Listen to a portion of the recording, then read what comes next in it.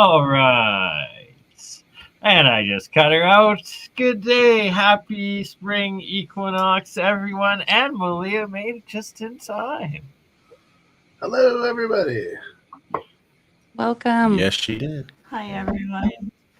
Well, this is meant to be because I've been trying to get all of you lovely souls together for some time, both Maliah and Julia, remote viewers, and Libras I hear? Is that correct?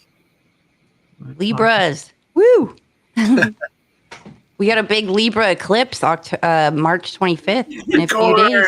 I was just going to say March 25th. It is the moon going through Libra. This is a big transition time. It's a good thing. Her family has a bakery that's been there for years. It's in Miraloma. Sound familiar? Uh-huh. Golasso Bakery. Yes. Nice. Cool. So tonight I was Dead air to cover a bunch of things. Well, with all of your different experiences and that journeys that we've all had in our lives, past conversations, Walter, a lot of times you've brought up the hitchhiker effect, and maybe if you'd want to start off by giving a brief description of that and like your own experience with it.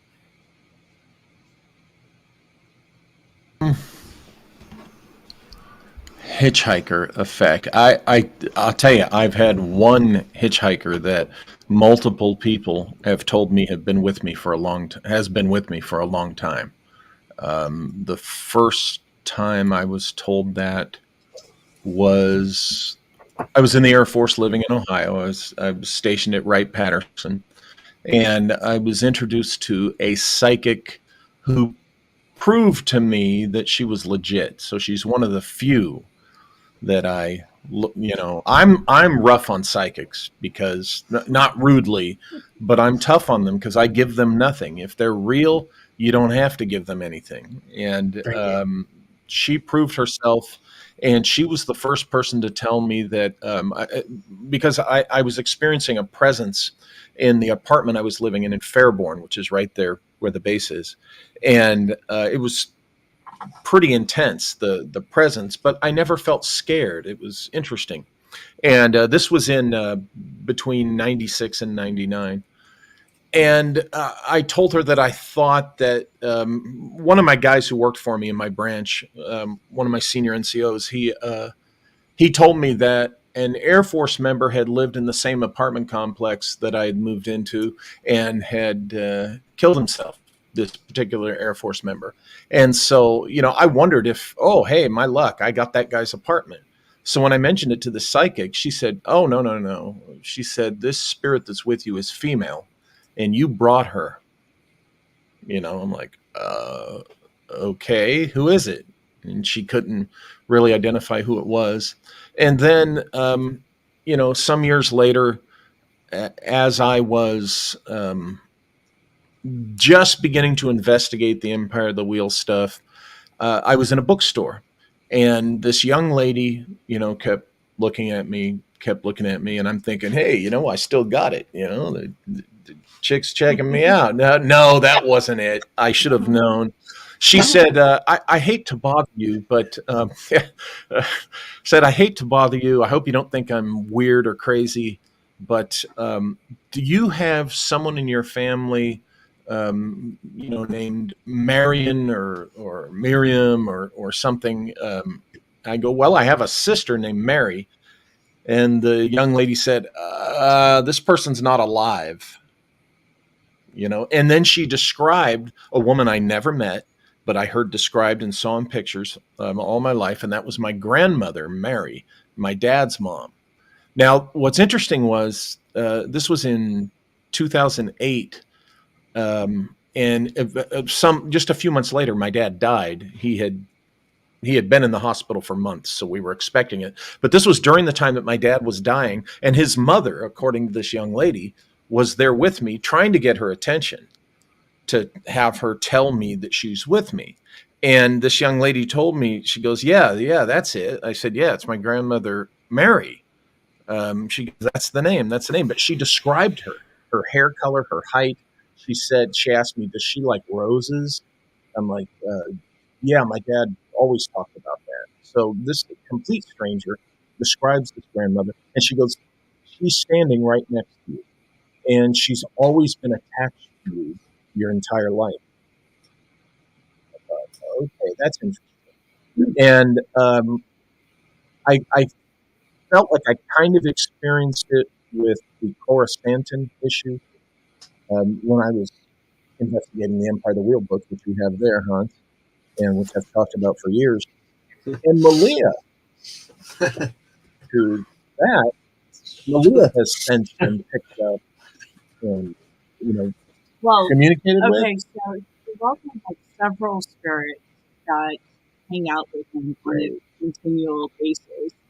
One of them being, can I talk about your mentor?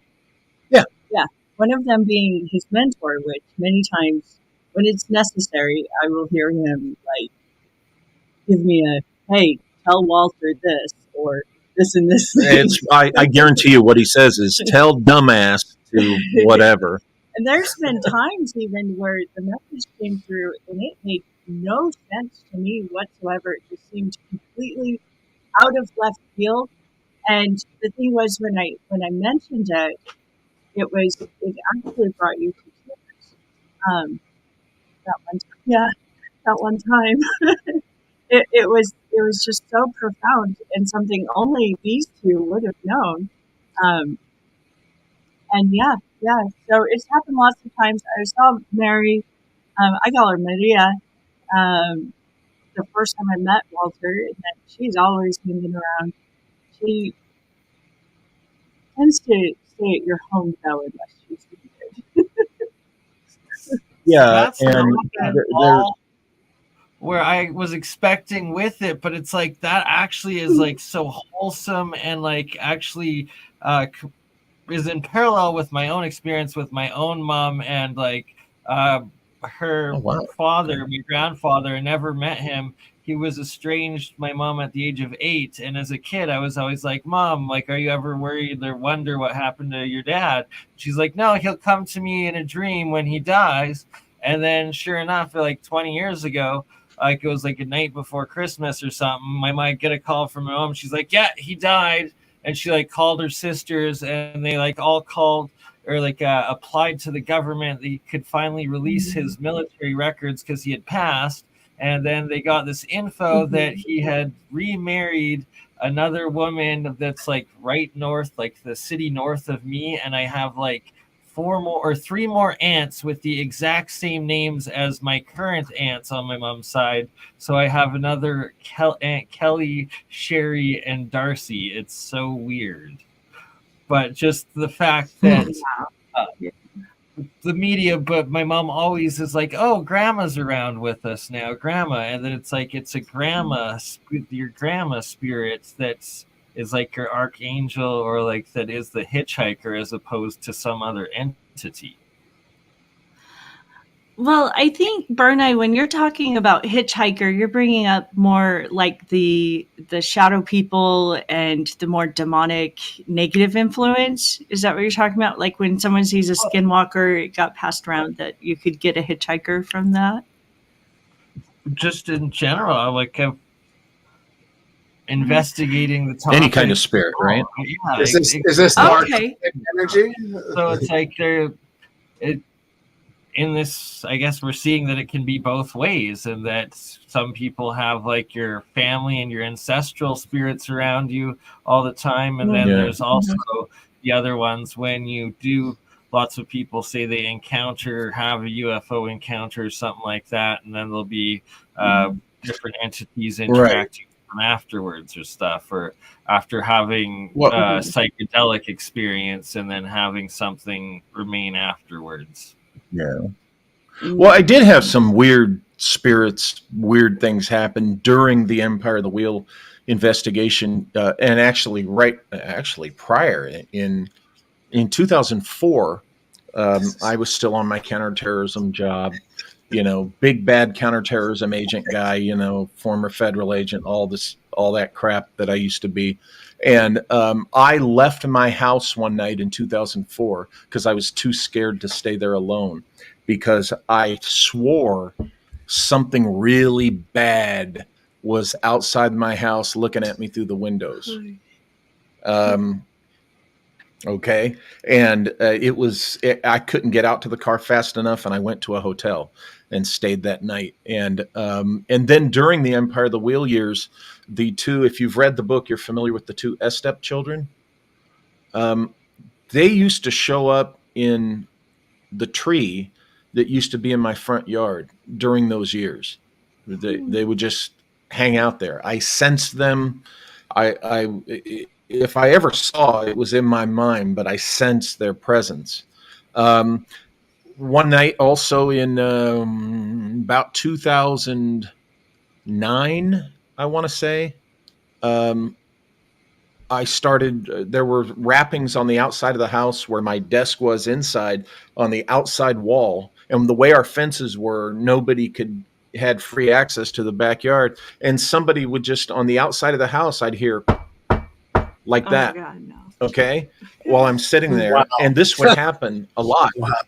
And in 2000, around there, one night, my mom and my oldest sister's there, and we hear someone walking on the roof.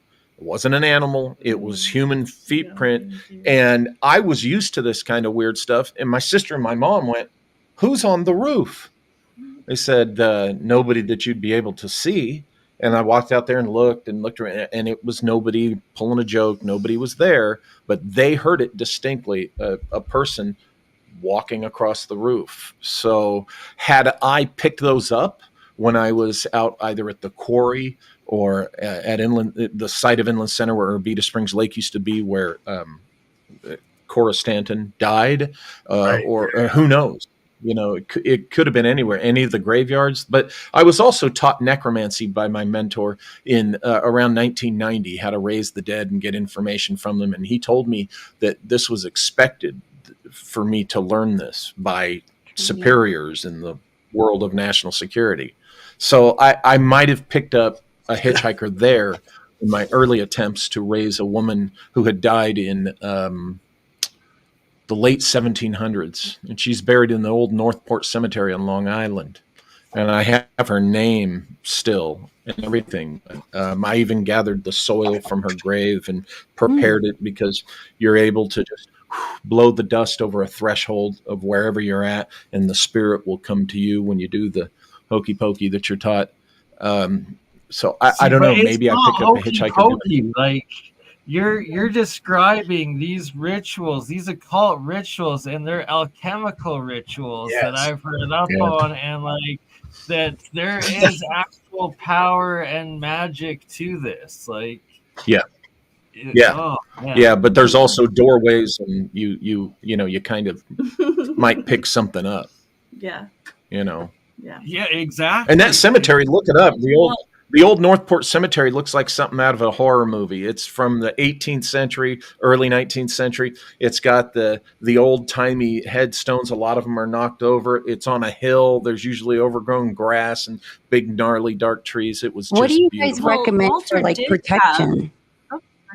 What do you guys recommend for protection, or what did you notice? Good. Yeah, she was just gonna. Walter did have good question, Julie, because when I first arrived, Walter had several items from traveling the world that had attachments to it. So objects can have attachments, especially if they're like masks, carved masks, handmade items, this kind of stuff. They can definitely have entities that go with it. What were you going to say, Hans? Oh, I've got a ton of masks. My screen is the wall of magic, and my father and I have both the protection. Yeah. She was asking about protection, and I was instructed. I wear this. I don't have it on now. I don't wear it for years. I wore this thing 24/7 unless I was in the shower. It's a leather necklace that I make out of a bootstrap, and it has a particular number of knots in it, evenly spaced. And then the final knot is the one that joins the ends together. And I would wear that 24/7. And to activate it, you dip it in lukewarm water, you pad dry it, and for it to work, it has to be damp against your skin. And that is what I would use when going into the operation, the process of attempting to contact the dead person. And I was Right. told that this would protect me. And that protects really well Yes. against spells too. Spells that are cast on you from other people, living entities. And not all of the objects like masks and things or magical items have bad entities attached to them. Some of them can be benevolent, some of them can be neutral, some of them can be really positive for you, but what some people would call a negative entity, like a jinn or something.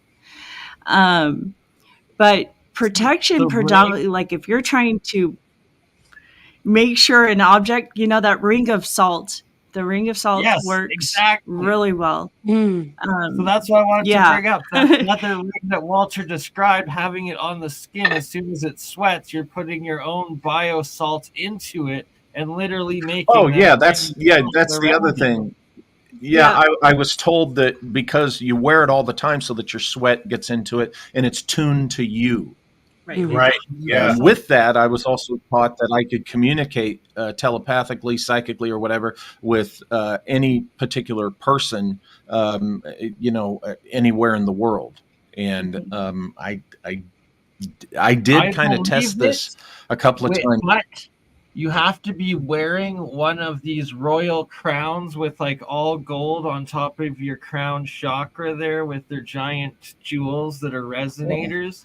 And, if you're maybe on one of the big, their thrones in the amplifies, especially in their cathedrals, then you might have quite the telepathic capability, one might think.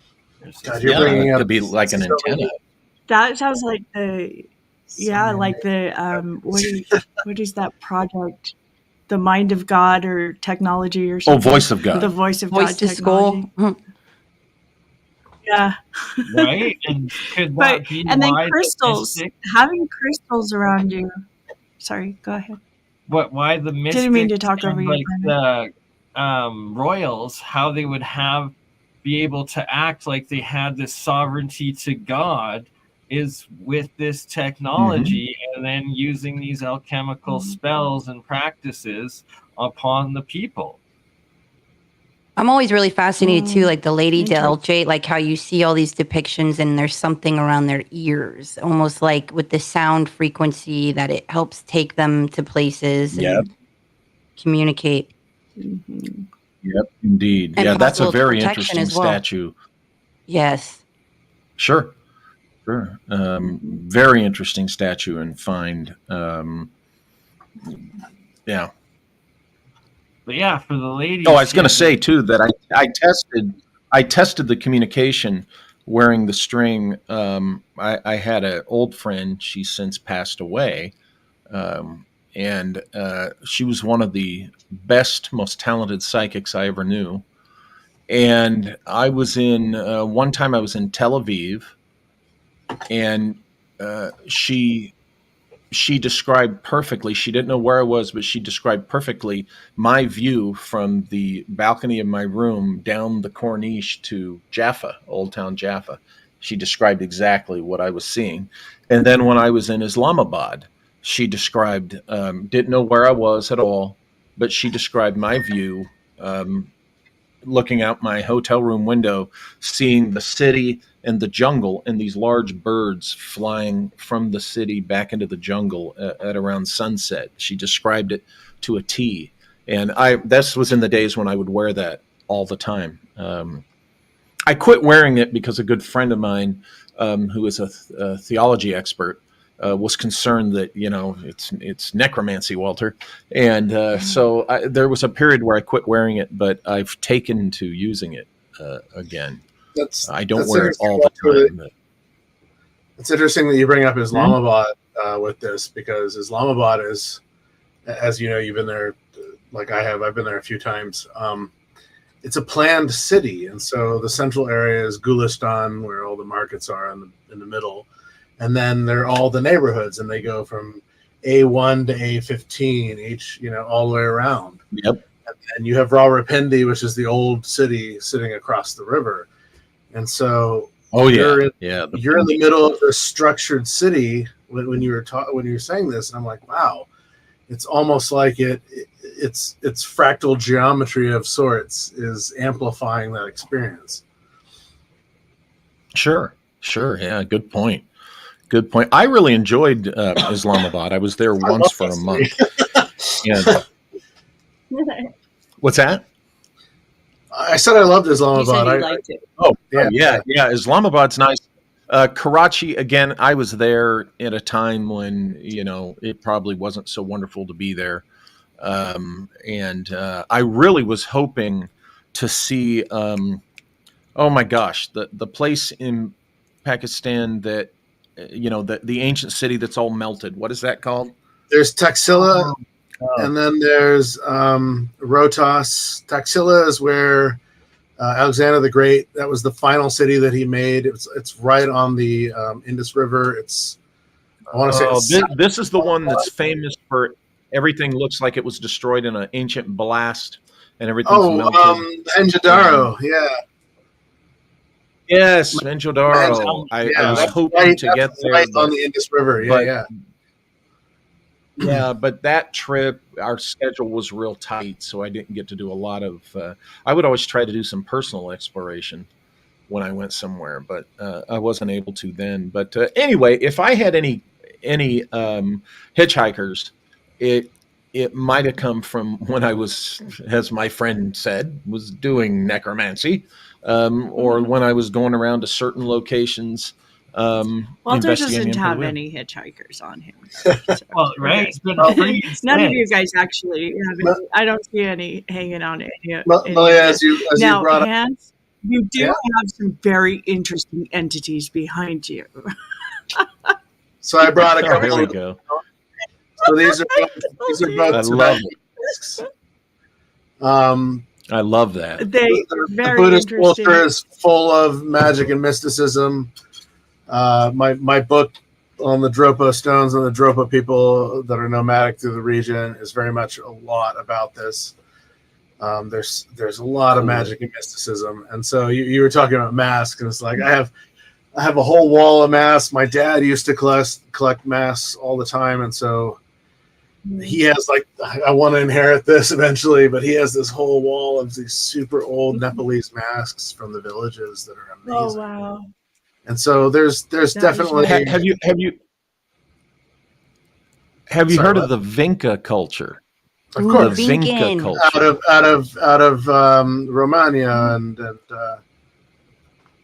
okay. I have a mask that she doesn't like. I don't. It's a mask that is Vincan style art. It's real big.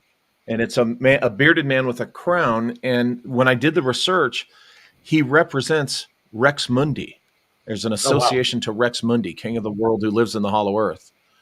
And no, it's nasty. It has human teeth. She made me put it outside, but it still exists. It's still around. You said, Maliah, that there's an entity of sorts. And so when I was very young, growing up in Nepal, my dad worked in this village in the Gurung Valley that's way up on a cliffside. It takes 6 hours to climb from the river to this village. Gurung village called Sikrung or Silung. And the headmaster of the village, along with a lot of the people who lived there, were all World War II veterans from the British side. They were Gurkha soldiers. And so they fought in BurnEye, which was one of the bloodiest wars ever. It was all hand-to-hand combat, a lot of it. And the Gurkhas, if you've ever seen The Man Who Would Be King, they have no remorse. Ayoga Kali, and they're going to run into battle. The modern Gurkhas were in Iraq when I was there. We encountered them a lot. Of course. They have no remorse because of their village lifestyle. It's like, life, death. It doesn't have the same meaning that it does to us in the West. Not that it's bad or good. No judgment there. So when I was 5 and I'm in the village in Sikrung, we were there for Desai. This is in my book, actually. And we were introduced, my sister and I, to the village cultural mysticism and shaman practice. And so the shaman also plays as the village jester. And so he came out with this katana that was taken off of a Japanese officer in BurnEye during World War II. And he's doing his dance and he's mesmerizing the buffalo. And there's a couple of watermelons on a stick, and he slices all these down like butter. And then he looks at the buffalo, and the buffalo bows its head. It's really interesting how this happens. And he does this spin twist, and in one blow, the head is gone. It slides off. And, you know, I'm 5 looking at this, and this sword impressed me so much at that age that I wanted it for years and years to come. I had dreams about this. I would go into the village as a ninja, and I was trying to rescue the sword from people that came into the village. And what's really interesting is during the Maoist insurgency in Nepal, the Maoists knew that there were Gurkha soldiers living up in the highlands, and they were coming for their weapons. And so the women are the ones that use the nettle fields as a place where they go for their own feminine practice, but they also harvest the nettles and make nettle tea, nettle soup, whatnot. Men don't go into the nettle fields because nettles sting, and they're you know, horrible on your skin. And if you don't know what you're doing, your hives all the way up to your neck. And so they realized when the Maoists were coming, and because I had asked about these swords for years, they took all these weapons from World War II and they buried them in the nettle fields, so the Maoists could never claim them. And I went back with my dad. It was before the Maoist insurgency, but I went back to the village, and I wanted the sword that the headmaster had, and he just would not give it up. But a person from the next village over said, "I will give you my sword." And so he went and got it and brought it back. It's full of creosote all across it. It's an officer's sword. It has a silver wrap handle with eel skin underneath, but it's stamped. It has a number stamp. And so I've spent diligently the last few years trying to restore this over and over and over again. And my friends at the sushi restaurant gave me some polishing stones that they use on their knives. And they're like, "Here, use this, create like a froth with it, and it becomes a porous froth that you can actually bring some of this this residue off of it." And I've always wanted to get it to a point where I can take it apart. I can see the 3 stamps that are inside underneath the hilt. There'll be the maker of the sword, the family it was made for, and when it was made, regardless of the military stamp that's on it. And eventually I'd love to go back to Japan and hand it back over. I mean, it doesn't belong to me, but you were talking about we'd like to go with you. Weird entities. I should, while you guys are all chatting, run upstairs and grab that. But you're all talking about weird entities, that are in the field. And I wanted to bring something up that kind of, involves Julia as well. And so I have a lot of weird connections with my past family as well. My great-grandfather was a mystic. He was Prussian. He came to San Francisco in the, I want to say 1880s, started the San Francisco bakery, and then moved that to Alaska before Alaska he was one of the first pioneers in Alaska. But he was like a Mason and a mystic and a blacksmith. My last name is Knife Maker, so his whole lineage was this Prussian blacksmithing from a village south of Stuttgart. And so I've always had this really weird connection with my great-grandfather. But then when my grandfather passed, my sister and I had the exact same dream the same night. And it was crazy. And we sat down in a chair and talked with him about life, and it was really interesting. And the next day, my dad's like, "Oh, I have bad news. Grandfather's passed." And my sister and I looked at each other, and I said, "I had this dream." And she said, "So did I." And we had the connection that we had the same dream. And when my dad's grandfather, my great-grandfather, this mystic died, he was in Nepal. And he was sitting on a hillside, and he saw it in the clouds. And he's like, "Oh, my grandfather's died." And he then got a telegraph in the village. This is the 60s when he was there in the Peace Corps. And the telegraph said, "Hey, come to Nepal. We have important information for you," or "Come to Kathmandu. We have important information for you." So he came down from the growing village through Dumre and Kudi and all these villages all the way out to the main road that goes between Pokhara and Kathmandu. And he ends up in Kathmandu, and he goes into, the U.S. Embassy, and he's talking with the Peace Corps director. And the director says, "Don, I've got some bad news for you." And my dad says, "I know, my grandfather's passed." And he said, "How would you know this? We just received this telegram 2 days ago." And he's like, "I know, because my grandfather and I had that connection." And so that's when you were saying riders or something along these lines, hitchhikers in a sense. I think they exist across a lot of our family lineages for sure. There definitely is something about that. So where I was going with this was because I also have this connection with my grandmother on my mom's side, and she would always show up as a white owl. And this is where, Julia and I kind of have this interesting overlap with owls. And I had a question for both of you, if you've had extensive owl experience with any of your like esoteric experiences. Oh yeah, Owls or birds Absolutely. in general. Julia, you're the one talked about in Mike's book, right? I have white owls that go where I go. They go in different cities and stuff. Yeah, aren't you the Just one? the white owl. You're the one that Mike has talked about for years, right? No, Or am I getting you mixed up? You're getting me mixed up. But you've mentioned I have all.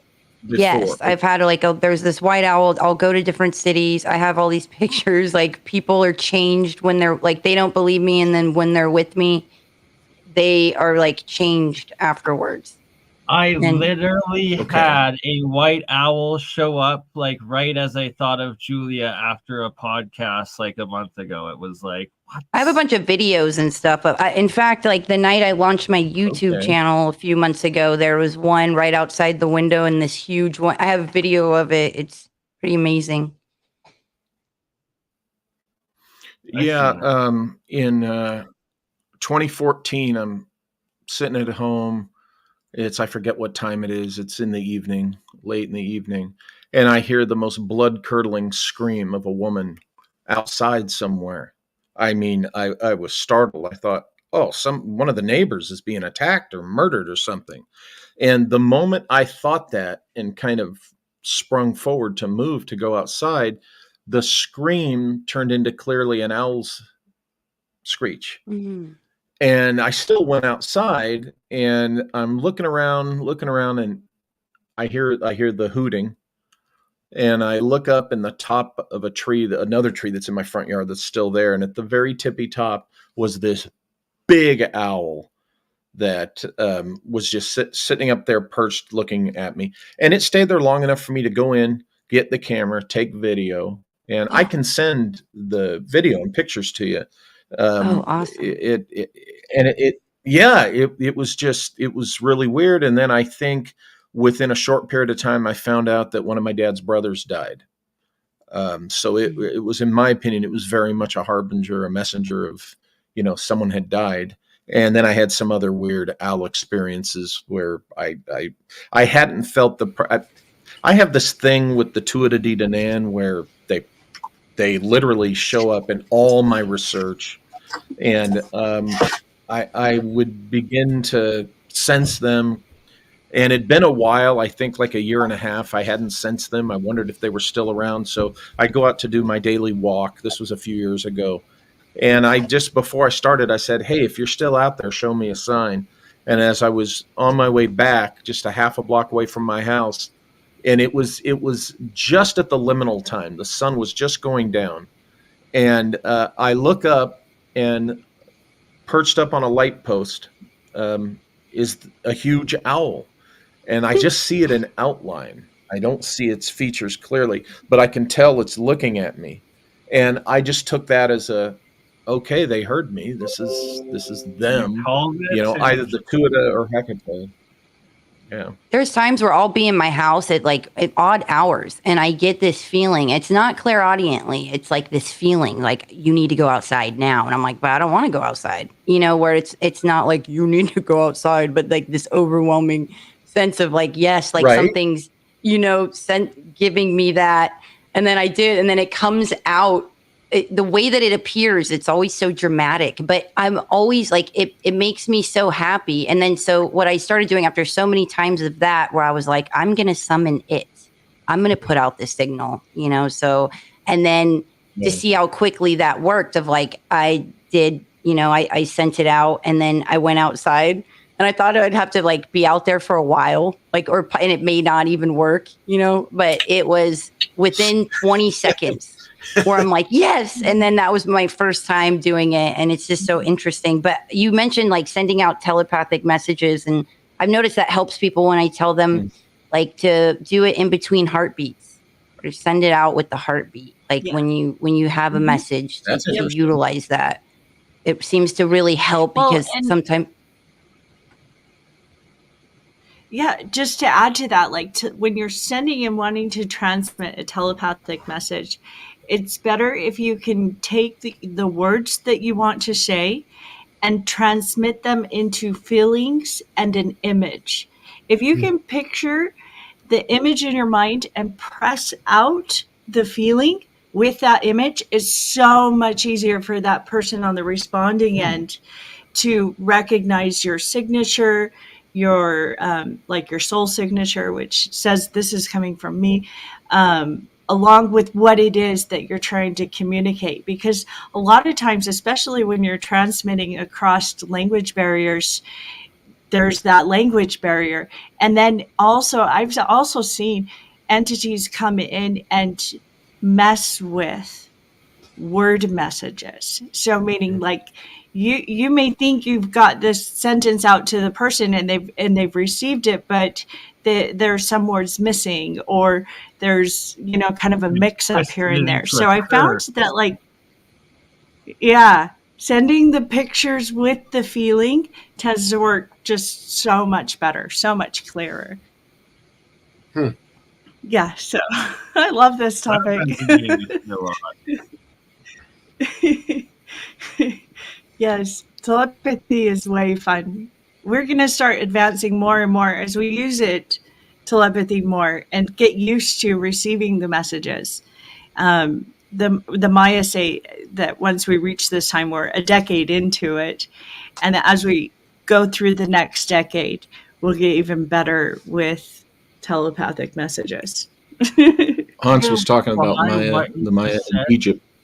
Hans is about to go on a tour. He gets there Wednesdays doing a Mayan tour with Johnny Enoch and Grandmaster Templar Timothy Hogan. And so Tim's connection there is... What sites are you going to? So we're going to go into Cancun, and then we do Chichen Itza, Cobol, Nakmul, Tulum, and then 4 or 5 other sites, including a Mayan village experience. And, kind of connecting the dots. Very neat. And Riviera Maya? What's that? Yeah. Very neat. We're actually, Walter and I were launching what we call LGH Hidden Manuscript Tours. And we're going to start taking people down to the Yucatan, and other places. But I lived there for several years, and yes. If you look up the Yucatan Times, that was my newspaper that I founded and started down there. So yeah, those are some great sites. You'll have, definitely have a good time, especially over in our first day. We're going to be doing lectures. So I'm not sure what Johnny's lecturing on, but my lecture is on Egyptology, chematology, which is kind of a little bit of a background of mine, because going to Egypt and Peru, I hung out with Stephen Mailer and Yusuf and Patricia Iwan, the son and his wife of Hakim Iwan, who was a huge part of the Pyramid Code. Oh, if you've okay. ever watched that. He's the guy that goes, "You must listen." But hanging out with them in Egypt and in Peru was really amazing. Peru was super amazing because it definitely connects this scenario of South America with Egypt. We were talking about Maui earlier and Maui, and so Maui was, I think, we were talking about this off channel, but Maui was this admiral of the sea from 232 BC. He was an Egyptian / Greco-Egyptian, and his captain was Captain Rata. And so they went through the Red Sea, through the Indian Ocean, all the way around Australia to New Zealand, and then, planted in New Zealand and left, their presence there, obviously, and then took the trade currents all the way across to about Santiago de Chile. And if you continue those trade currents, they take you all the way up into Peru, all the way across the Easter Island to Hawaii. There's a question if he even went up to Alaska, because there's a huge connection between a lot of the West Coast Native Americans and Inuits into Alaska with Hawaii and Polynesia. Yes. Yep. Major. It's very huge. And then he went back through Tonga and back to Egypt. And he was Maui. Well, the Polynesians know him as Maui. This is their god of the sea. This is the person that came out of nowhere and unified these islands and these peoples. And so it's interesting that here's this direct connection with, ancient Peru. And does it exist? Well, yeah.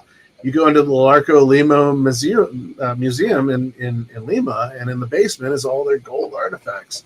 And in the back section of the room, there are 3 mannequins wearing headdresses. 2 of them are broken, but they look like they would be 2 fingers that had circular objects going up them in gold. The one in the middle is solid gold, and it's just the 2 fingers. And then the one on the right is more of like a chainmail aspect. And so you look at this and you're like, this is the headdress of Amun from Egypt. I mean, it's so... I should share this. I'm not sure if I have I would love to hear from Walter and Maliah about the San Bernardino mysteries, the Eric Sonora Club, Yes. First, I want to ask you. Actually, I've been thinking about this. With your owl experiences, do you also find evidence of either the Tuatha De Danann or Hecate or Athena popping up around 100%. I even wrote a poem. Yeah, I thought it was Hecate. That's how I always said it. But yeah, like people poetry. pronounce it different ways. I learned. Yeah. That's go very ahead. that's very Nordic of you. That's very Nordic of you to pronounce it that way. I love it. Awesome. So yeah, the poems I've done, and I always I'm like, this is from the triple goddess Hecate. Like I would just say it, and then getting familiar with that, and absolutely Athena. And I'm very I'm not all love and light. I have that warrior, strong Sicilian, right? Sicilian. Hey, so absolutely, I feel completely guided by them, completely, and very. I never talk about it though. Yeah, I've referred to myself as an Athenist for years before I started encountering Hecate, and I became what I call an Athenist because of my mentor's influence. He was also my uncle, and he's the one that, and you might find this interesting, he taught me how to read the Iliad and the Odyssey in a particular way. And it's a process that takes a few months. But oh boy, after I did it, he told me it would unlock some things. I would begin to understand sonnet, almost things. skipping, almost skipping certain rhythms. I read. Well, here's the funny thing. He didn't tell me to read the versions in verse. He told me to read the prose versions. So I read the W.H.D. Rouse translations, which are told in narrative, form. But he told me a very specific way and order to read them. And after I did that, I really did just kind of understand some things. It was weird. And for years and anyway, I kind of keyed on Athena then, well, subsequently, when I learned about Hecate, I realized, oh, Athena is just another reflection of Hecate. Athena and Hecate are the same figure. And so I realized, oh, now I understand something more about Hecate. When I first learned about Hecate, she was the dark, scary, entity, demon, goddess of the witches. And then the more I learned about her and the more I experienced her aspects, no offense to the witches, but you guys don't own her. The whole witch culture Nice thing try. is just it's a slice of Athena. It's legitimate, but you don't own her, and you don't have the final word on her. And a goddess is so much she more. doesn't scare me at all. She doesn't scare me at all. I love that how you read What's it. that? Like it's almost like you got the cipher, like in doing it in the rhythms, like it unlocked things like a cipher, and that's fascinating. Yeah. I guess so. And her now I have been warned also, never communicate with her, and I don't communicate with her. I kind of used to. I did briefly go to her for something once for a brief time, and it was more effective than I expected. And I haven't done that again. She's still anyway. I could go for hours on the Hecate thing, but with your owl experiences, I was wondering, are you familiar with the Tuatha Dé Danann? No. Okay. I think you'll find them very interesting if you're into Hecate and Athena, because the Tuatha Dé Danann, from my perspective, in a nutshell, they and this is part of the lore and stuff, they come from somewhere else, another dimension, another whatever you want to call it, and I think she's one of them. She's a chthonic goddess, Hecate is, and I think she's one of the Tuatha Dé Danann. This is why the color blue is associated with her. Blue is their color.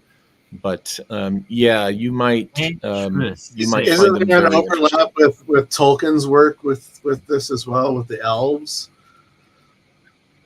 Oh, I'm sure that Tolkien was well versed.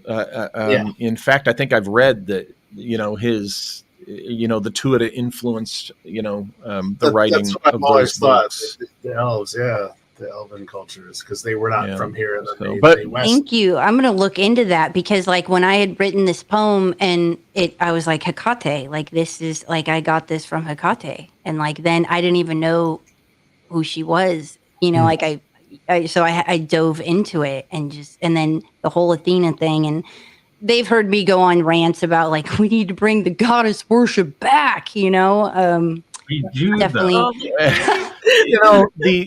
She's the goddess of the underworld, the queen of the crossroads of the underworld, and she's the one who I think, I'm convinced, when you die and you enter the underworld, she's the one you come to, not that misogynistic BS that Rome came up with about St. Peter at the pearly gates. No, she's the one that you face to enter into the land of the dead, and I don't think it's a bad thing. That's another thing I could go on for hours. But she emerged for me as herself in the Empire of the Wheel, the San Bernardino mysteries, when I first stepped into that. So she guided you towards it, and is that what the question had to do with? Was like that entire thing, or that subject, or was that far after that? Well, there's a ton of Hecate associations in the details of the San Bernardino mystery that I write about, the Empire of the Wheel thing, and so somebody, in my opinion, was doing things in veneration of Hecate. Definitely. So that's not authorized. Maybe there's a consequence of doing that. Like maybe there's a consequence of trying to utilize that power, and that's the like, oh, you don't use her to do those things. You do not exactly. Thank you. That's exactly. You do not abuse the power of Hecate. It will bite you. It will come back and hurt. Hecate's power. It's like electricity, right? Electricity can be a wonderful thing. Look what we're doing because of we have electricity, but also it can be deadly as hell. And if you mishandle electricity, it will kill you.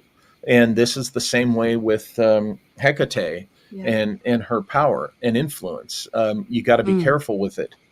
That's what we talked about too, of certain entities being able to enter, like Geordie Rose, they started the first quantum computer of him coming out and being like, we're tapping into another realm. Like there's these Lovecraftian beings that don't want to be bothered. Like there's things that enter into it and that can access it. So when just thinking of that and the electrical and how it can influence and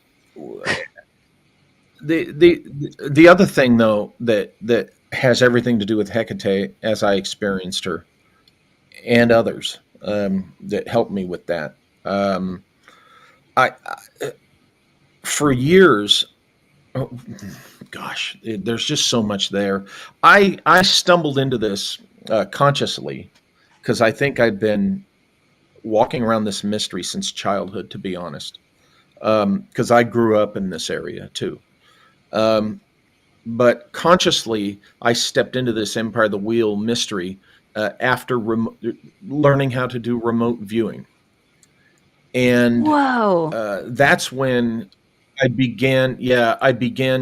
was turned on to what's called karmic frequencies by an associate of mine named Seshari. And then from there, synchronicities just started presenting. What happened was the veil was lifted off my eyes and I was able to see synchronicities. Here's the thing, as they say, once you see them, you cannot unsee them. And so synchronicities can lead you to evidence of actual events and stuff. But after years of this, I've come to also understand, hey, wait a minute.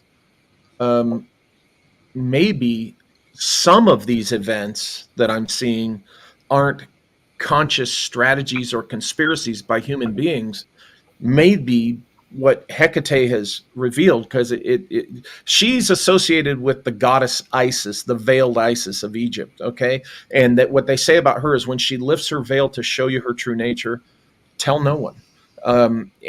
And since that happened, because that happened to me in 2014, I've begun to further understand that, wait a minute, when you're dealing with seeing the synchronicities on that level, you're actually seeing the fabric of reality, and how do I put it? How the universe, how reality, whatever it is, has set up this pattern for how things happen. So some things I'm beginning to understand, wait a minute, may not have been at the hands of diabolical humans. It could be that what I've detected, what I've seen is that deeper pattern of reality and how things happen. And there is a predictive quality to that, just like there's a predictive quality to karmic frequencies. You don't mess with it unless you can handle it. Because one of the things, for instance, is you can predict your own death. You can work out, and I think Seshari has possibly kind of identified the year of my death. And I mentioned that to him when we were looking at these numbers, and he said, "Oh, no, don't think that." And I said, Sesh, I'm going to be an old man when that year hits. So, it's very possible that could be the year that I die. And he didn't want to, he's like, no. It makes sense. And there's the other thing about it is when you see this, and it's not scary to me. None of this is scary to me. But yes, Hecate led me, introduced herself through the remote viewing, and she led me to the San Bernardino mystery. If that's a good start, I guess, for what. Yeah, no, that's whoa. That was. Did you get a hit, a cosmic hit, and you just nailed that? That's amazing. So it makes me wonder, potentially, could these like goddesses, gods, these demigods, like if they were giants or titans, could they still be like buried below but like half alive and like still consciously projecting onto us? I guess they could, but they wouldn't have to. Like Hecate doesn't have to. I don't see her as having a physicality in that way. She can manifest in any physicality she likes, and who does that sound like but Athena Bright Eyes? Because all through the Odyssey, Athena appears as all these figures, but he knows it's her through those bright eyes, those silvery eyes, and he knows it's her. And, you know, she's the only one, remember, on Olympus who gives a damn about him. They're all either laughing it up or they're all mad at Odysseus. And she's the one that constantly saying, hey, you guys are being a bunch of jerks. This guy Odysseus is a good man who, you know, has always honored you all. And Poseidon's messing with him he's just trying to get back home. And so, you know, she loves Odysseus. She likes him. She likes the world of men, you know, humans. And is protective of us and such. And that's the vibe I get from Hecate also. Dude, you're blowing my mind. The fact that, like, because I never talk about this. So the fact that you're saying this, like, I'm just sitting here grinning, like the biggest smile on my face. I feel like I'm glowing. I love that you guys are talking about this. This is amazing. And the fact that she led you, like, you're just making my heart like soar right now. So thank you. Well, she introduced herself. Sure. She introduced herself really as Saint Catherine of Alexandria. And knowing me, I dug into that deeper, and that's when I found out that there was never any such thing as St. Catherine of Alexandria. It's in the book. Hans can tell you. He's got it there. It's in the book. Rick Spence and I agreed on this. We did the scholarship. The Catholic Church came out and said some decades ago that, yeah, there was never any such thing as St. Catherine of Alexandria. She was a complete syncretization of Hecate and Hypatia of Alexandria, who did live and was this brilliant woman in ancient times whose father taught her math and philosophy and all the sciences. And she was hated because of that, of course, by the ignorant, stupid early church father patrons of Alexandria. And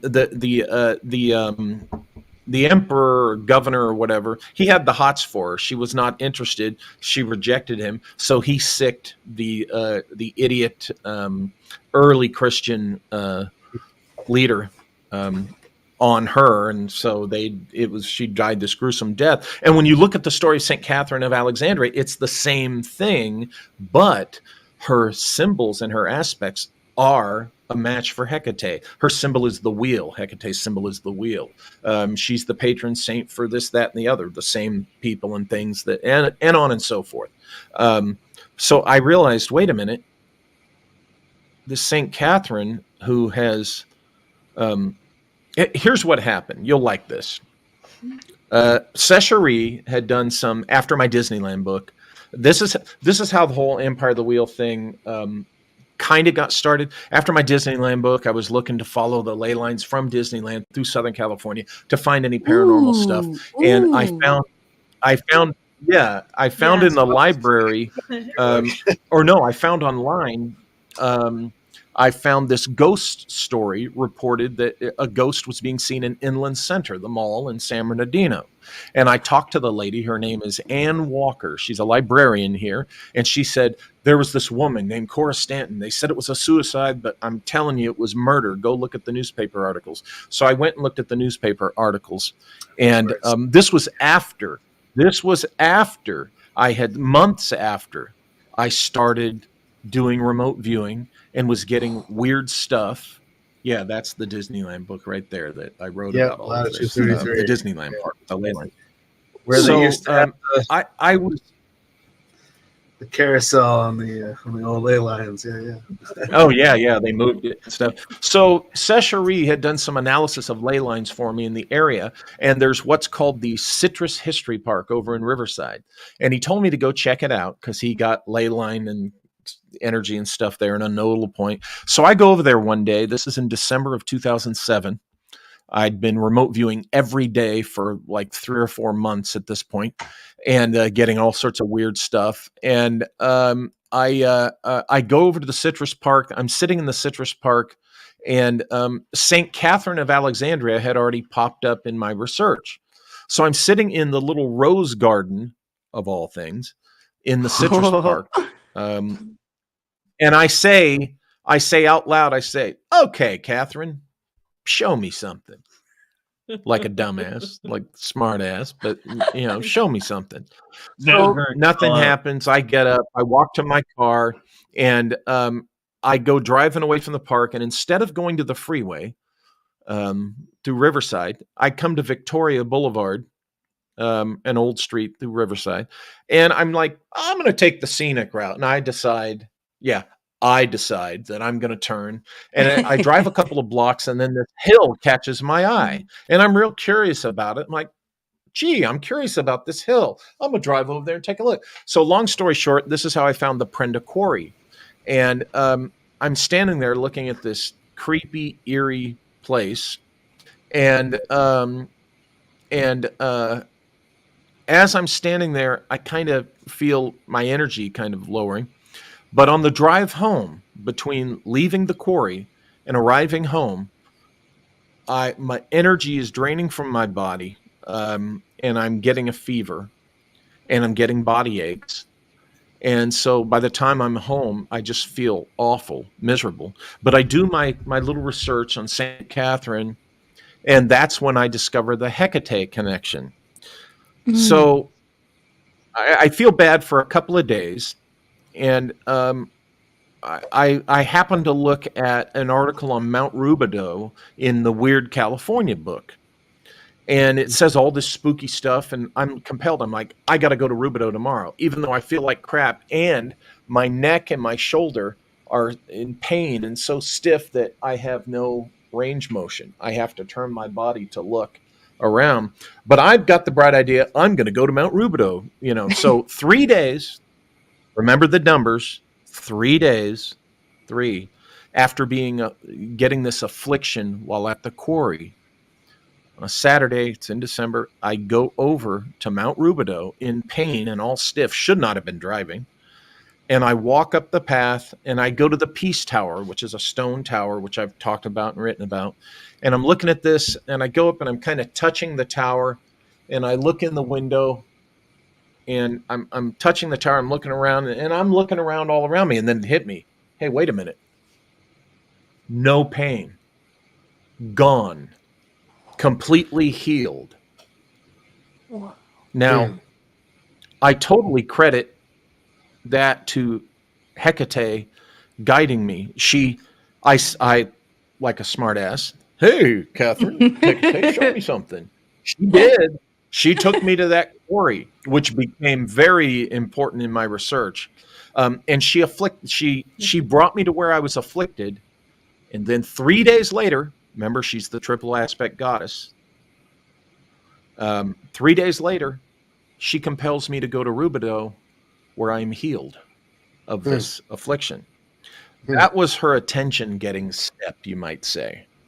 That was her introducing herself to me. I firmly believe. So that was my first experience. But at the time, she was still this dark, scary thing. But as time went on, she became less and less scary. And then, like I said, in 2014, I believe she revealed a big secret to me, or not a big secret, but a big truth to me. And wow, it's so not scary that, you'd almost laugh. But then December 2007, it was in early 2008 that I met Ann Walker and first learned about the Cora Stanton death. So you see, it was the remote viewing and the weird stuff coming through that, and the encounter with Hecate. Oh, and she was having ravens visit me. And owls. Owls. Yeah, we talked about. Ravens, owls. What's that? Sometimes hummingbirds. Ravens, owls, sometimes hummingbirds. And hummingbirds in my backyard. Yeah, because I have citrus trees in the backyard at my house, and the hummingbirds during the blossom time are there. But different people will take a different bird. Like my one friend's mom, like we were really hiking up a mountain to spread her ashes where she had asked us to, and as we're telling the story, my friend Cody's like, yeah, my mom always appears as a hummingbird, and literally as he said that, a hummingbird like zips right by us, and it's like, oh, there's Cat with us, and right, so it's like different. Some are owls, some are hawks, some are. Sorry, guys, I lost you for a second. My mic stopped working, so I don't know if you said something to me. I wasn't ignoring you. I couldn't hear anyone for like 30 seconds. Oh, no, we're good. It was BurnEye talking. Okay. Talking about just not owls, but also hummingbirds and ravens, crows, hawks, and eagles. And each person or soul has a different like spirit bird, essentially. It's interesting that the owl seems to be attached to like Athena and Inanna, like the owl. Yeah.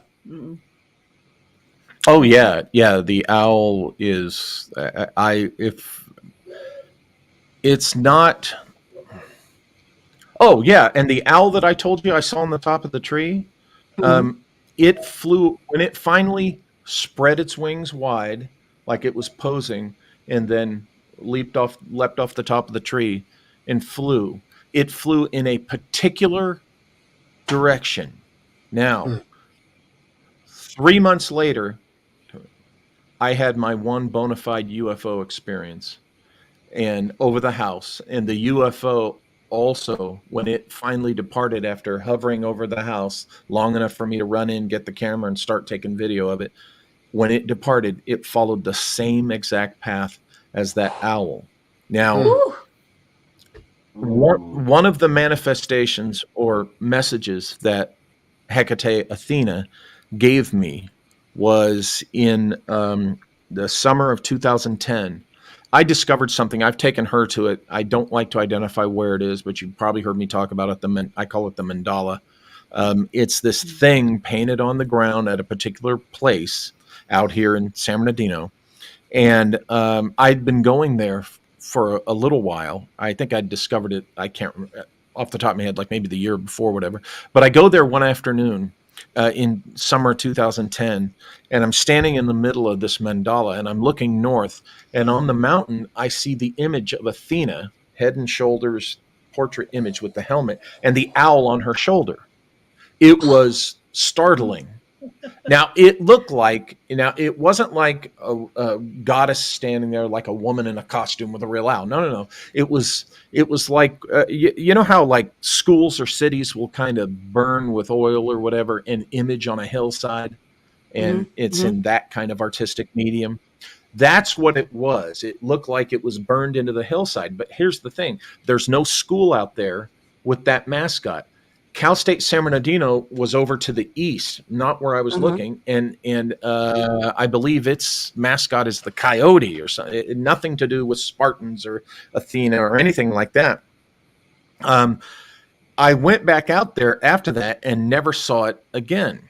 But I've since, and I did a video on this on my channel.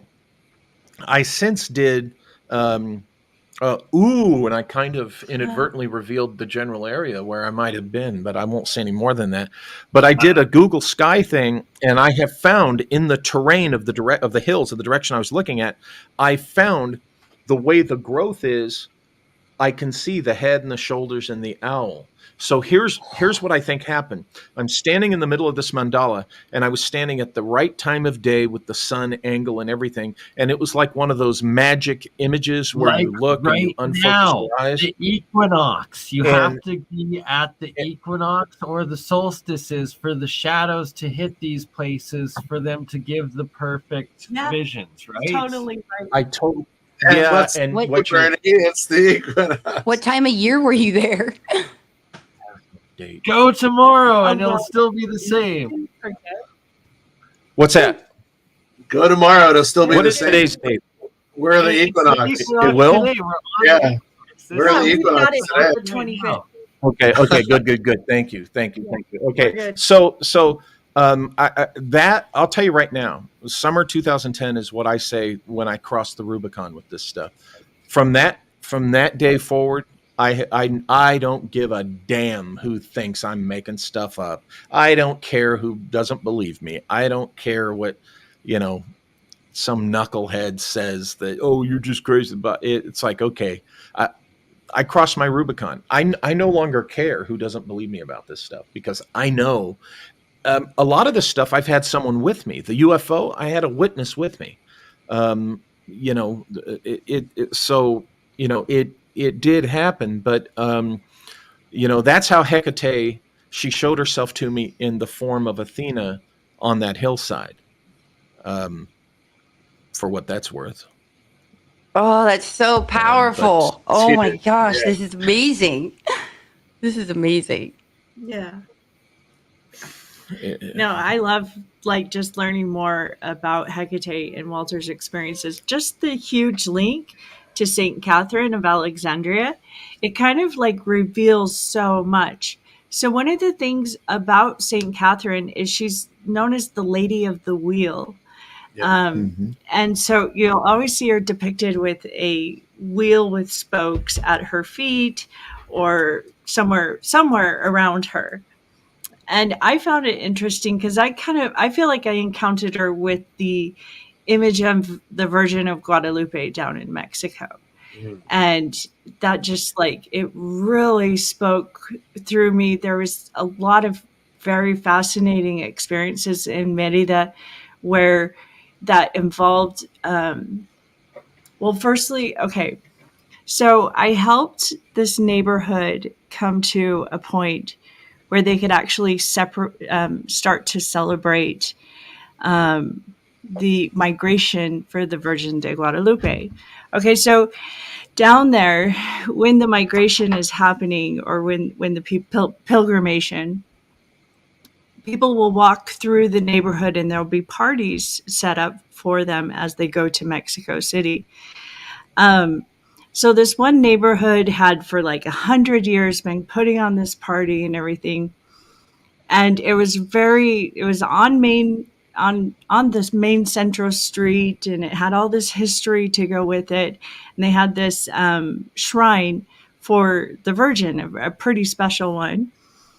And anyways, I go walking through this neighborhood and I just hear this voice, female voice, you need to turn here. You need to go talk to these people. And so I walk up and this lady is standing in her garage and she's like, oh, I'm so glad you're here. And well, we have this problem and I need the key. Now, remember in Hecate, she's also not only just the goddess of triple, but she's the goddess of the key. So she's the goddess of the wheel and the goddess of the key. So it's this whole big ordeal that's been going on for 10 years that has caused this neighborhood to not be able to have the party for the pilgrimation. And it's all over a key being held by another lady who won't give it up until the electric bill is paid. It just went and ensued into this huge drama. And I'm like, well, let's just go get the key. And she's like, you can do that. It's right over there. I was like, okay. So I go and I get the key and I bring it back to her. And I was like, here you go. She just wants this much for the electric bill. Do you have that? She goes, yeah, I got it here. All she had to do was ask for it herself. They wouldn't speak to each other. There was all this family drama going on between the two women that had built up so much they wouldn't even speak to each other. Was there no masculine energy to break through that Gordian knot of crap? Not with the peregrination. And this is very, very I'm that voice in my family. When my mom and sisters get so wrapped up in their crap, I'm the one that comes in and slices through that and says, enough of this shit. Get to the point. You can only see the one thing, and then you have to just instantly be quiet. Otherwise, then you. Oh man. Truth, man. Truth. Yeah. So they worked it out, and it was like right on time. It was just a couple weeks before the party, and Yeah, they were and able to get the place cleaned up. all because and you just opened. took the bull by the horns, and okay, that's the Libra. So it was really neat though, because they did the whole party like dedicated to me in a sense too at the same time. So I was like, they were like, you have to come, and I almost didn't come. Julia thinks we have was like, okay, a heavy fine. influence of Scorpio in our thing. Would you agree? Now see, Scorpio, yes, but it's in a back seat kind of zone. It definitely helps Libra, because to have the balance, you have to have the tail. That's how I see Scorpio. Scorpio's like our tail. Okay. No, I was just wondering, like, when your charts, like, if you had Scorpio, I felt like you guys had a couple planets in the, like, it's like in Scorpio. Yeah, we definitely have We a gotta lot get of our charts Scorpio influence in our. We got to get those done. Yeah. Julia, are you in this area or I'm in Southern Laguna California? Beach. Or? Yeah, I'm in Laguna Beach. Sweet. I've been right telling her I next to got to us. get her down to Laguna Beach because it's beautiful down there. You need to come out here, and we'll take you on Over the here to Empire of the Wheel Redlands. tour. Yes. Yeah, that would be amazing. Show you Too the bad. story. Welcome. Yeah. Yeah. I don't know any of that area. That would be amazing to see. Where are you at, Hans? I'm in Portland, Oregon, so yeah. Oh, okay. Well, if you're down this way, Portlandia in there. No, I'm teasing. I've actually never seen an episode of that No. show. And then you got Bernie Well, I joining was from only good old forced to. Canada where it's snowing right now. Yay! oh Hey. gosh.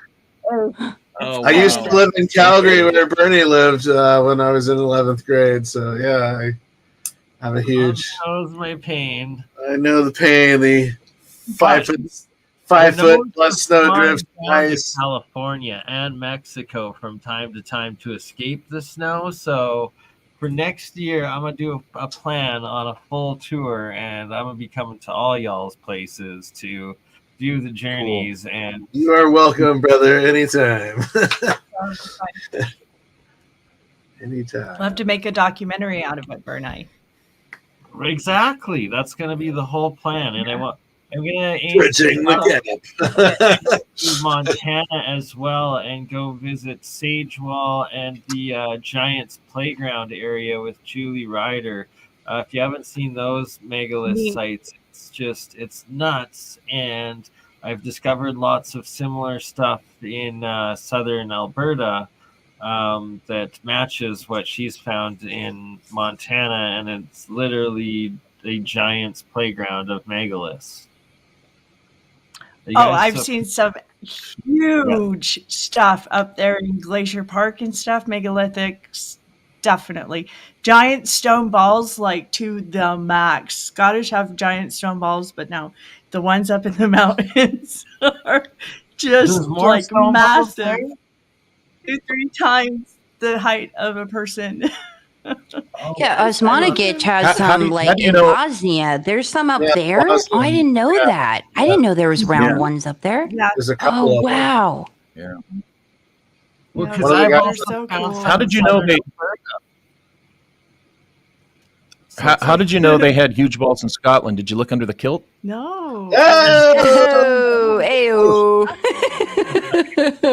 Over the head. So that was intentional. Over the head. Over the head. See, she's used to what I do now. That was. No, see, these were like Randy's balls. They're so swollen and big, they would be far out beneath the kilts. Like, He's clarifying.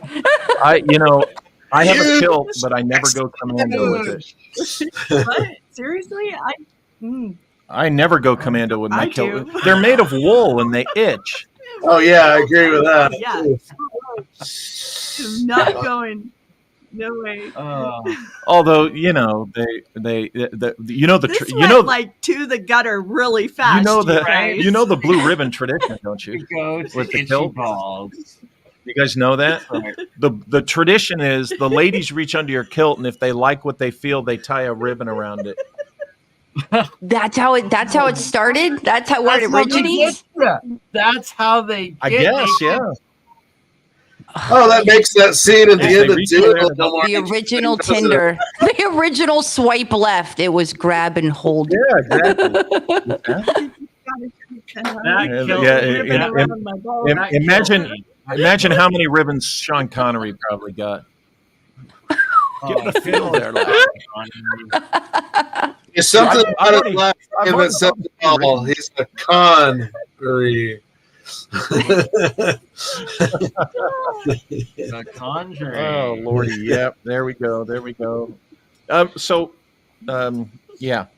Anyway, Wait, so they say Catalina was named after Catherine? I'm trying to.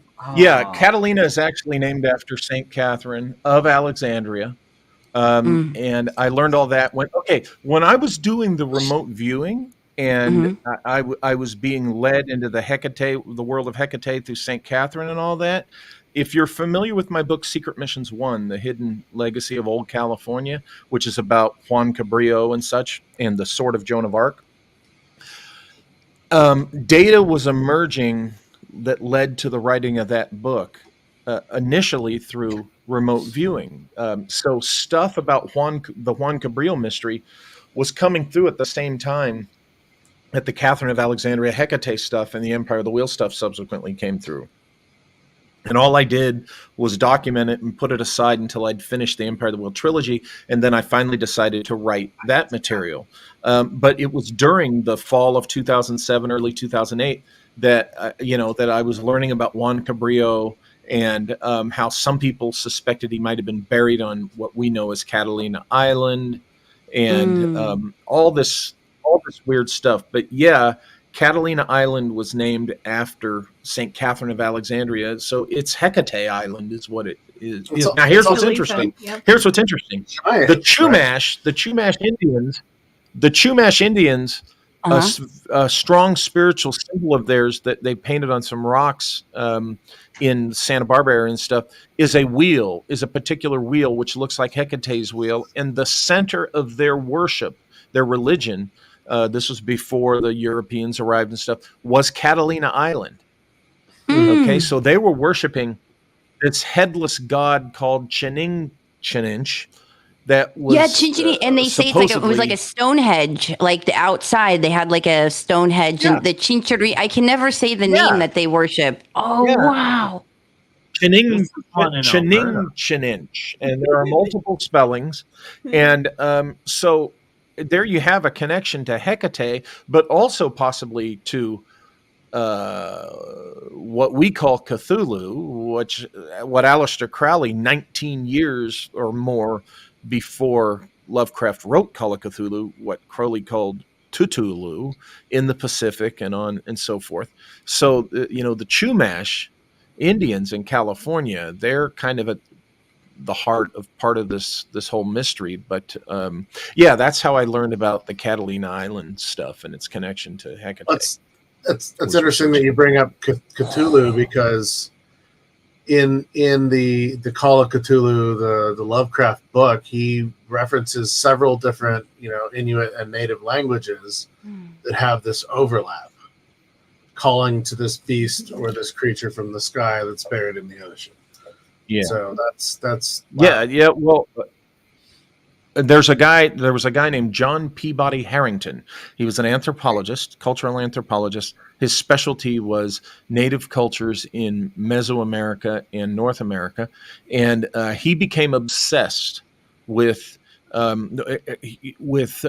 keeping alive dead languages. Okay, and he particularly became obsessed with the natives here in what we call the Greater Inland Empire of Southern California. Really? Now, he would live among them. They would send representatives from the Smithsonian out here just to get a report from him and bring him his checks, and he would avoid them. When was this? What was the time period? Oh gosh, this was, I think he started in the 1920s, maybe the 1910s, and for several decades. And here's the thing: he's considered the single most prolific scientist in U.S. history. That he left behind so many boxes and boxes of notes, just notes that to this day, he died decades ago. To this day, the Smithsonian still doesn't have the staff to have gone through all the boxes. And when you go there to look at the Harrington collection, they have a standing invitation for anybody who wants to come process one or more of these boxes is welcome to. So this guy was obsessed with something, some secret these people knew, and specifically the 4 tribes whose, get this, their lands all come to the foot of Mount Rubidoux in Riverside, but not one of them claimed the mountain itself, and they swore that the mountain was sacred. Okay, Really? And I talk about this in a couple of the books. So he was on to some secret, and he never revealed what it was. I've heard of several indigenous natives talking about, like, their elders, that there's this secret ancient language that they have, that it's like a global like a world language, and that like the symbols, a lot of like the pictogram symbols are characters within this language, supposedly.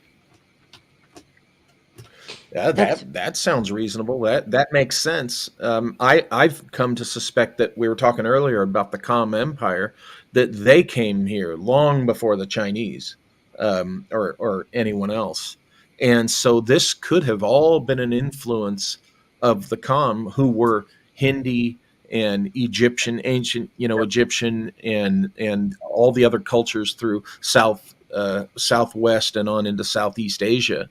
And the Pacific Island cultures and stuff. And they brought whatever this influence was. And they, if there is some entity or race of beings at the bottom of the Pacific, like when we talk about Crowley's Cthulhu and Lovecraft's Cthulhu, the Kam Empire probably knew about it. It's interesting that you bring up the Kam Empire as well. And I love that episode that you did. In my book on the Dropa, I talk about Kam Tibet, which is far eastern Tibet, which is now central China. And this is where this group of nomadics fled from. And so they're the Dropa, the Zopa, the Drokpa, the Brokpa. They speak this language of Shina, which is older than Sanskrit by 2,000-3,000 years plus. It's Menorah, Brokskot, and Brokat. These are the 3. Menorahskot, Brokat, Broskat are the 3 languages that they're speaking. And a lot of it originates out of Afghanistan, Pakistan, Kashmir, this whole region now. But when you're going through these different nomadic cultural groups that come out of central Tibet, the Kam region of Tibet, they're speaking this language that's older than all of the dialects in the region. And so this is super interesting. The Queen Calafia stuff does really it have any similarities? Sorry, what? Sorry. Oh, yeah. I was just going to ask if that language might have any similarities to the Basque language, but Julia mentioned Queen Calafia, and that's a very interesting connection. Right, especially also. Like there are different accounts of pirates or people from ships that spoke of women that had all these jewels and gold, and they were on an island, and these warrioresses. Right. Well, when you look at the Dropa people, they're 4 foot tall. They have red hair and blue or greenish blue eyes. When you look at the Bosque, they're also very short people in stature, and they have this auburn red hair and green within blue eyes. When you look at people from Azerbaijan, it's almost the same. And then you follow their genetic traits, haplogroup B. Brian Forrester did a lot of research into this. They end up in Paracas as the elongated skull people. They also have this auburn hair and green blue eyes. And they end up in New Zealand with the Maori, not the Moai. Maui, yeah. The Maori, yeah. And so some of the earliest Maori were all these red-headed green eyes. And there's an amazing documentary series on this called Skeletons in the Cupboard. Where did the redheads go? It's a 3-part series. It connects all of Polynesia all the way up to Alaska and all their ancient history and lore and their spoken indigenous culture that keeps coming through. We're told in the West, there's nobody been there before 800 years ago. And they're like, we have over 2,000 years of spoken verse tales. And right? Like you start the looking into Rongo Things script. they're all Also, these redheads out They of say too- Azerbaijan. So yeah, really fascinating. Rongo script, and then its similarities to the same language of Maharo-Dejo. Mohenjo-daro, yeah. Mohenjo-daro, yeah. Mohenjo-daro. It's Right? very similar, and it's never been deciphered. Correct. Right, exactly. Very similar. Right. So wild that all, and that they Forgot tried to about that claim the connection. Rongo language on Easter Island was like just modern made and some hoax, and then it's like now they're digging up the bases and the bodies of the Moai statue, and it's completely carved and covered in Rongo language, thus proving. And they're all holding their bellies, and you see this in Peru, and you see this in Göbekli Tepe and Karen Tepe on the pillars, and you see this. You see this in what is the spot in Mexico? I can't think of it, where the Atlanteans are, but they're also holding their bellies. It's not Chichen Itza. Tula? Not Tula. Tula, thank you. Yes, it's where the It is Atlanteans. Tula. Okay. Tula. Yes, Gutierrez. and then Yeah. you see this all over the world, this holding of the belly or the holding of the bag, and Graham Hancock has done a lot of research into this, but it's been super fascinating.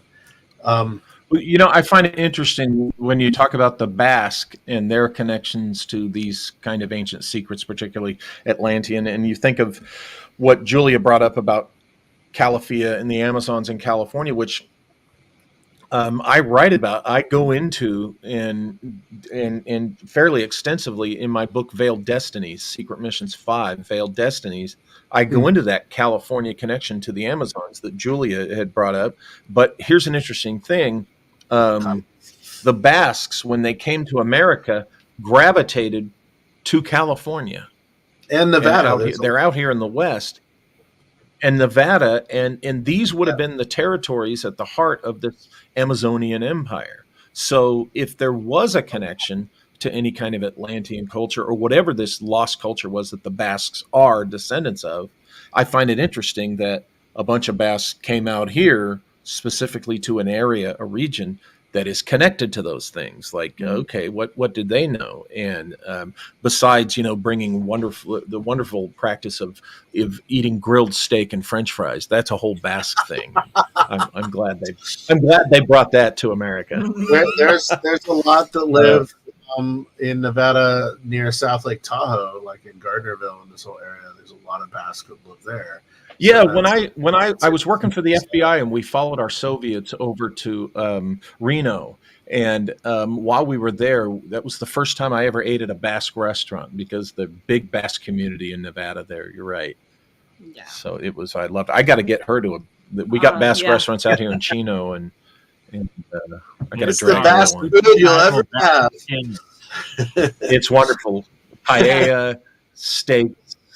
Did I say steaks and French fries? I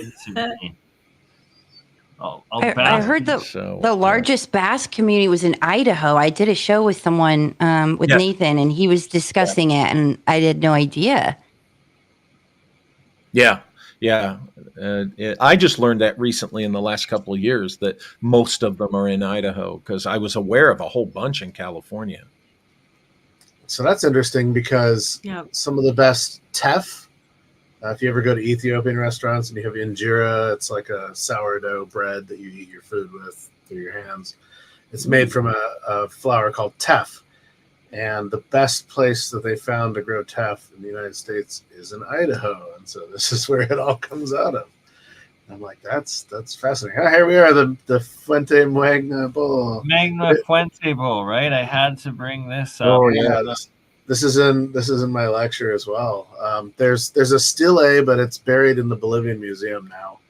That has similar glyphs. There are two types. Of proto Sumerian glyphs on this, and it tells the story of a young girl. I can't remember the entire story. I read it somewhere. But the outer side of the bowl has all these. The outer side of the bowl has all these seafaring glyphs on it as well, and this is found in the fields of this guy in the Upper Highlands of Bolivia. Oh yeah, Bolivia, right by Lake Titicaca. Yeah, he was feeding his pigs out of it before somebody realized what it was. It's like, right. okay. I know. So in my lecture that we did a little bit of last night, out of the 5 houses of Kemet, right, there's a 6th house, and it's Peru, the land of many houses. And the glyph shows from the land of Temu or Kemet, there is many houses across 4 waters. And so what are the 4 waters? Well, you have the Nile, the Mediterranean, the Atlantic, the Amazon, or the Mediterranean, the Red Sea, the Indian Ocean, the Pacific, and all of the currents will bring you eventually to Peru, the land of houses. And so it's interesting that we start finding all these other cultures that have left artifacts here in the ancient past. That's fascinating. I love that. Yeah, she's got to see. I can't wait to show her Puma Punku. The first time I saw Puma Punku or even heard of it was in 2003 on a South America trip with David Childress. It wasn't all over TV and like it is now and stuff. And so we go to Tiwanaku, and there's a couple of us standing there talking with him. Our whole group was still in the museum, but myself and Doug Nason, I don't know if you ever heard of him, and another guy named Ron and David were all standing outside. And David said, hey, I'm going to take the group over here, but I want to get your guys' opinions, your reactions to this place we're going to see next. So we walked over to the Puma Punku site, and he says, this is called Puma Punku. And I'm looking at this, and one of them asks, how old is this site? And he goes, nobody knows. This is how it was found, however many hundreds of years ago, and had been there. And it blew my mind seeing those H blocks and seeing the perfect holes drilled. And my first thought, my impression was, this stuff was machined.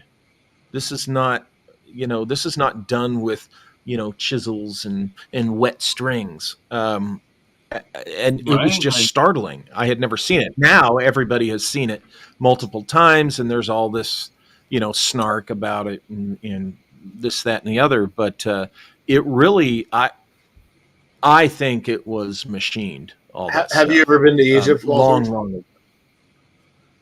Not yet. I've been to Eritrea. I've worked in the Sudan several times, but I haven't made it to Egypt. Flown over it. I was gonna say, let me bogart. But I gotta get there. Bogart your thing here. Did you get to see any of the pyramids in Sudan or Eritrea while you were there, or not? Unfortunately, I didn't get to. It's Merowe, which is the place in Sudan with the pyramids, and no, I did not get to go to Merowe. I saw, everything that they have in the. I was in Khartoum. So I was working in the city, pretty busy when I was there, with to the extent that I just didn't have a chance to leave town.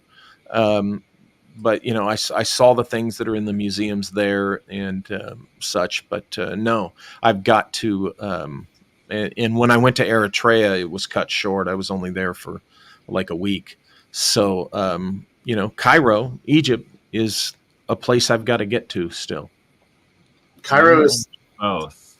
You've been to Lima, crazy large city, obviously. We're gonna travel the world together next year, right? We're gonna start in Mexico, then we're gonna go around. Let's do it, Bernie. Let's do it. Right? I'm getting you. I need to go. Let's do it. I haven't been back to Nepal since 2007. The more the merrier. I need to go back. Hey, Hans, is there going to be available your lecture where people can, pick up on that or maybe listen in? I have my lecture from last fall in Vegas. It's on Giza Direct on YouTube. I've done a lot of interviews with Brian Forrester, Patricia, and Yusuf Iwan. Some of their stuff. Interviewed Hugh Newman and Andrew Collins. I used to do, when I lived in Hawaii, I met Brian Forrester. I love Andrew's stuff. Yeah. He's like, I need you to do my book covers and my flyers. And so I started doing all of his graphics. And then he introduced me to the Kemet School, basically, through Stephen Mailer and Patricia and Yusuf Iwan. And so I kind of picked up doing a lot of their stuff. And so in 2014, Brian invited me to Peru. I enjoyed. Peru blew my mind because it reminded me so much of Nepal. I was in years ago, and I was just Really? like, wow. Oh, wow. If you just swap out the language, it's the same. It really was the same. And there was one night where we're hanging out with this woman. She was trying to sell us the world. Martha Washington, you remember me? And she was native and local, and she spoke Quechua. And I'm with Yusuf Iwan, and she speaks to us. She asks us a question in Quechua, and he picks it up in Arabic, and I pick it up in Nepalese, and I answer in Nepalese, and she answers in Arabic, and we all laugh together because we all understood what we were talking about. And that blew my mind. It was that intuitive. He knew exactly what she asked. So did I, and his answer was literally similar to mine. And it was like, okay, you're my brother, Yusuf. From now on, I get you. I get your family. You were talking about Heket earlier, and I wanted to ask. So Yusuf's sister makes all these amazing crystal necklaces and everything in Egypt, in Cairo. Their house literally looks at the Sphinx. They're a block and a half from the Sphinx. Front access to the pyramids. Hakim, as I said, was her father, and his father, Yusuf's father. I really befriended the other brother, Sadat. He now lives in Belgium or Switzerland with his wife and their child. But really love this family. And she built me this necklace because I had this horrible neck ache going to Egypt when I was there in 2016. It was so bad. I was so pinched up. And so she built me this necklace that's all agate and amethyst. And then she put this piece of carnelian that's like super old. And she's like, you need to put this over your injury, and this is what will heal you. And so we end up going to the Temple of Hathor, and this is why you were talking about Isis and Heket relationship. And my curiosity is if there's a Hathor relationship as well. And I'll get into this in a second. Julia loves this part of my speech. I unfortunately, I have to interrupt. I apologize. I unfortunately have to bug out.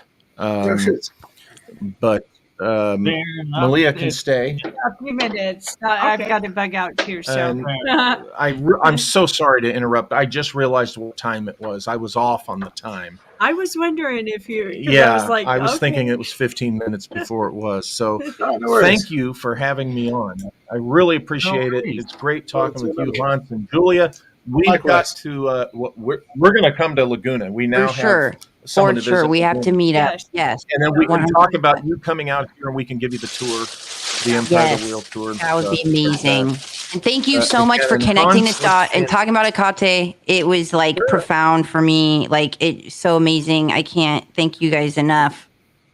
It's astounding. We will talk more about her. Yeah. Trust me. Okay. When we'll meet up, let's stay in touch, Julia.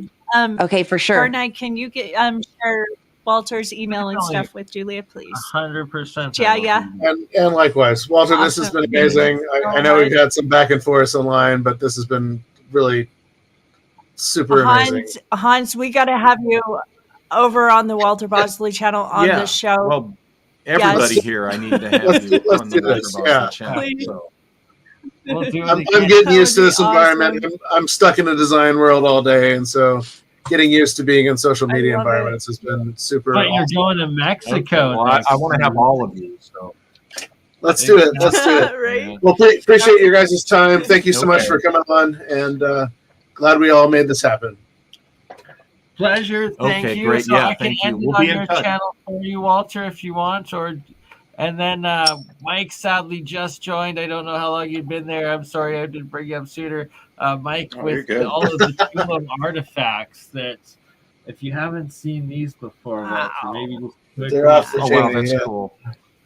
Look before you go. Well, keep going with that, and when I get a chance, I'll watch the rest of it that I missed. Okay. Wow. That's interesting. That's cool stuff. Oh, it's a mind-blowing collection, and it's a whole other story. That's another episode we'll have to do. This is just a teaser for you. Yes. Absolutely. Thanks again, guys. Thank you, Walter. Thank you, Maliah. Thanks. See you later, guys. Yeah. Bye. Thank you. Bye, Jay. So right, and ending it on the Bosley channel, but still live on all of our channels. Yeah, I didn't. For some reason, it said we were all tapped out, but oh well. I'll repost it. Now try, or it wasn't. Walter, that was awesome. Wow, what I'm so glad, Julia, you came on this because I knew you guys would like click hardcore. The stuff that they're into Right? is right up your I alley. was like, what needs to happen? Yeah, this was profound for me. Like, and the thing is, I was just at the beach on Saturday, and I've been feeling this Catalina vibe too for a while, but I've always felt so drawn to it. So to connect that, I was reading a Catalina book, looking at Catalina, and then this guy I'm friends with I hear him on the phone, like raging on this guy at the basketball court behind me. And it's because they're going to Catalina, and I was like, hey, I want to go on the backside of Catalina, and I want to go to this other specific spot, Toyin. And I was like, can I go with you guys? Like I have some, so I just feel really drawn to Catalina. And then for this to happen, and he connected so many dots, and I never talk about Akate. So my heart is just, I'm on cloud 9. So thank you guys for you should moment. read No these. worries, sister. I knew it had to happen, and what an equinox to have it. Yeah, it all aligned perfectly. The perfect day. These are some of Walter's. Walter's got a huge amount of books, but these are awesomely amazing books. They talk about a lot of what we chatted about tonight. And then Origin is more of the airship mystery stuff that really blew my mind, and that's what got me into his work, along with Farrell through the Secret Space program. So back in the day, he talks about the Secret Space program. So yeah, I'll send you a link. Okay. Somewhere I have it still because I think I bought the rights to it, but I'll send you a link. There's 2 shows SSP. The first one was done by Heinrich Palmgren before he got X'd out of the community for his political views. Sadly, we won't go there. But the second one was done with Dark Journalist in Texas, and DJ ended up taking the train, and the train was delayed, and so they had Jay Dyer do. He was the MC for part of it, and it was amazing. It was like Joseph Farrell, Walter Bosley. Why can't I think of these people? A bunch of people, regardless. Yeah, I'll send you the link for it, but it's the Secret Space program from 2008, 2009, somewhere around there. But this was before, Corey Good kind of usurped the name and tried to change all of SSP. This was long before that. This is like the actual nuts and bolts of what was going on, the money, the different programs. And so Walter talks a lot about this Sonora Aero Club and the NIMSA, this group of aviators from Sonora and San Bernardino area that were building aircraft that were not dirigibles and were not hot air balloons, in the early 1800s. So, yeah, really, really interesting stuff. And they're doing a meetup in October in Sonora, like a conference. Yeah, where everyone could go. NIMSA conference. The NIMSA conference, and so NIMSA is like an acronym. I don't know exactly what it stands for. I don't have it on the top of my tongue, but it's like the nationalistic hunter-seeker program, something along these lines. Really, really fascinating stuff that Walter's come up with and research into this, which is just phenomenal. Well, no wonder he's got a kate guiding him. Makes sense. That checks out. Seriously, yeah. I didn't get to talk about that when I did one of my first Reiki sessions with somebody. I felt like there was somebody else. It was a woman that had her hands on me while he was working with me, and I said, "Do you work with others?" Implying some sort of spiritual connection. And he's like, "No." And so that was maybe the indicator that I have a hitchhiker. And years later, an ex of mine was like, "Yeah, you're totally a reincarnate of your cousin." And she had no idea who my cousin was, but all of a sudden pulled this out of the blue.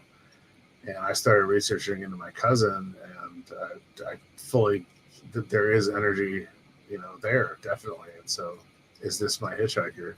Good question. Definitely a good question. We're connected DNA like to all of our We all have ancestors. our hitchhikers, right? Yeah. And one It's this- hitchhiker line the ancestor. And I wouldn't then call. I mean, I think they'd be Angels and insulted demons. that you're calling them a hitchhiker. No, Like, yeah, there's- exactly. No, They're like, what? that was how we started the conversation, and so I thought that was an interesting aspect because that could be an archon. If you're doing hardcore drugs and alcohol all the time, you're shifting your veil and you're attracting entities and energies into you that you don't even know, and these things can take control. All of a sudden, you're blacked out, and you're in a world Demonic. of somebody else's world. Exactly. Yeah. No. Literally. Yeah, it's a real thing. The pineal gland is easily manipulable when it doesn't have its protection, and those type of drugs like benzodiazepines and certain depressants, things like that. No, Alcohol no, specifically, Easily manipulable. I feel like Yeah. I feel like SSRIs like conjure up some serious like attachments, and that's it's Side it's effects something may I be just suicide. feel like and then when people go to stop it, they have nightmares in their experiences. Like I feel like it opens them up to the most entities. The ultimate question around that is we're constantly in a state of fight or flight. Internet and everything going on in the world. We're so bombarded by so much information that we can only process so much of it, and the rest of it ends up in dream time. And so we're always in fight or flight. And so how much easier is it to manipulate these states of mind? Speaking of Cthulhu, Yeah. are these some new pieces that you've got? Interesting. No, I've had this for a couple of years actually. It's really iconic though what it shows. I think this is really Right? important Like- here. You see this type of herding staff here. You'll see this in Enki and Jesus depictions with the sheep, and then you see over here the sickle or whatnot, and that's probably relevant. Showing information on what they're doing. Look at the one below with the handshake, the bag, the shepherd, and like that Yeah. purse thing, right? Like Yep. from angel to man, from demigod to god to man to elongated skull folks that came from the sky or the plasma or something. Potentially. Something. Yeah.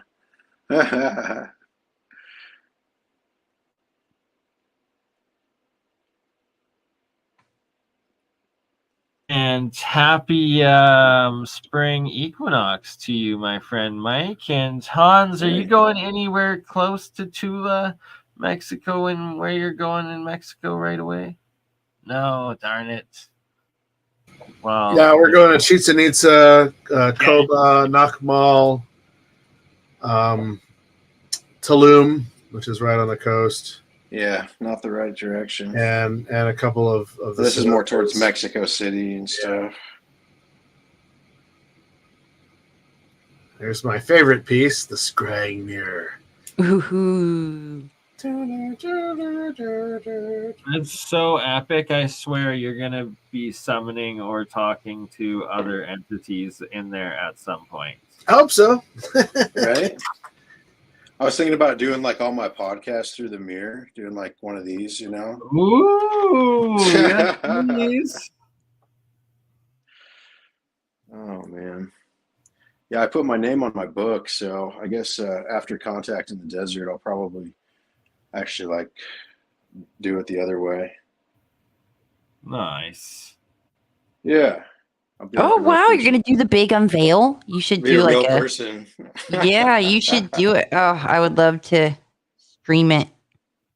The big unveil. Right? Like, let's multi-stream that big unveil, baby. Yeah, well, we should do a stream from Contact in the Desert. I think Yeah. that'd be cool. We'd love to, by all Yeah. means. It's gonna be fun. I love I'll have that the- place. I'll have the third book there.